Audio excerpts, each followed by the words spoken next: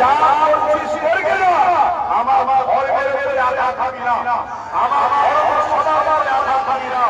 এটা আমাদের ধর্মীয় গুণ। ধর্মীয় গুণ হলে যদি কেউ আঘাত হয় তখন আমরা তাকে পায়ে পায়ে সামনে পেছনে কালা কালা করবো না, সাগরের মতো দোদল করবো না।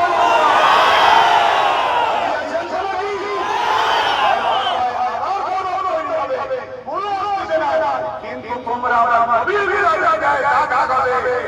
মুস্তাফার মেনে নিলে আজকে আপনাগুলো আমরা ওয়াজ করলো, কেউ কোনো রকম ইসলাম গান্ধী শরীয়ত গান্ধী কোনো আছে নিরাশা সবাই করেছে, নবীর আলোচনা করেছে।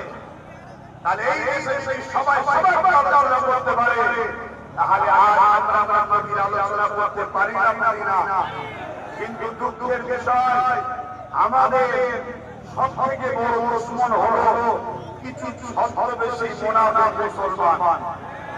এই ছদ্মবেশী মুনাফিক মুসলমান এই গাদ্দারদেরকে আমাদের চিনতে হবে। কথা বুঝে আসছে না? আজ এই ষড়যন্ত্র হয়েছে, আপনাদেরকে এই ষড়যন্ত্রটা সমাধান করলাম। এবারে আলোচনার দিকে আমি